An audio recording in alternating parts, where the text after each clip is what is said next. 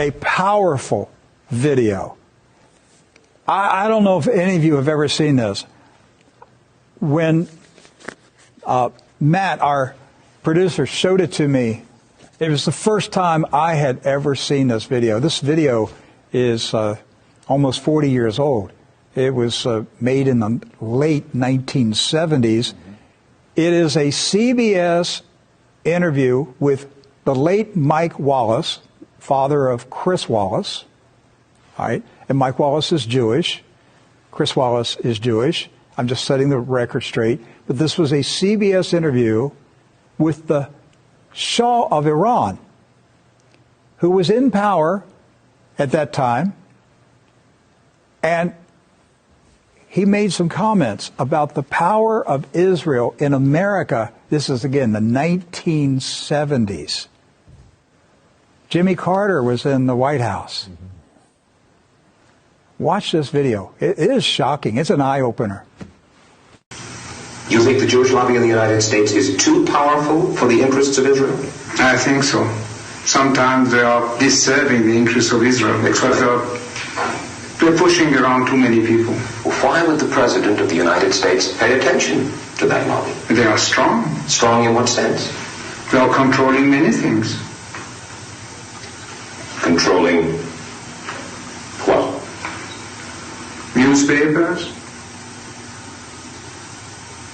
medias, Your Majesty. banks, finances, and I'm going to stop there. Well, now wait just a second. You really do believe that the Jewish community in the United States is that powerful? They make the media reflect their view of foreign policy? Mm-hmm. Yes. They do not report, we do not report honestly? Don't mix things, please. I don't say the media. I say in the media they have people. Not the entire media. Some newspapers will only reflect their views, yes. No. The New York Times, for instance, is owned by the Sulzberger family, who are Jewish. Are you suggesting that the New York Times is biased in its treatment of the question of Zionism, Israel's existence, the United States' relationship with the Arab world? I will have to put all the articles of the New York Times written on this subject and draw the conclusion. You can put this to the computer and it will answer you. What you're saying is that, yes, you do believe. Well, let's wait for the answer of the computer. Washington Post? The same. The networks? Yes. I must say you are speaking with your characteristic candor. The Shah of Iran, 1976. Did you notice how nervous he was?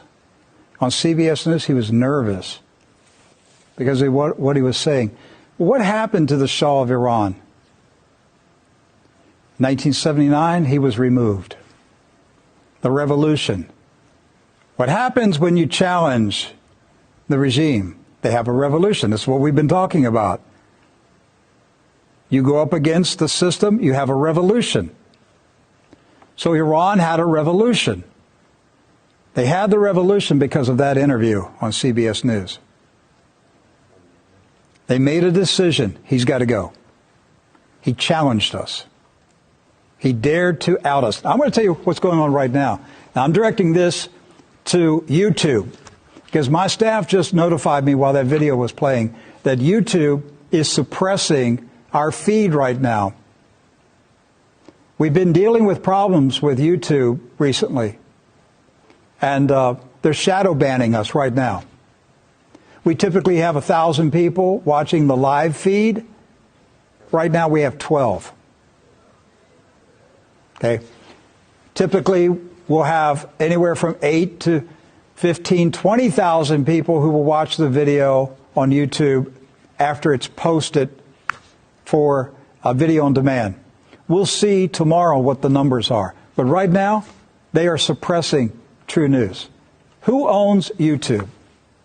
Do your homework. Find out who owns YouTube. Follow the trail. You cannot criticize the Zionist beast. You can't do it. That was the Shah of Iran. Where's he at today? Dead. He's dead.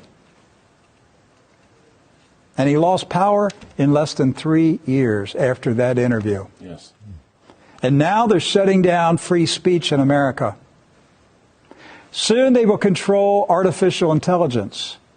Isn't it interesting that the Shah of Iran told Mike Wallace in 1976, put it in the computer? Had you ever heard of anybody in 1976 say, put it into the computer, see what the computer says?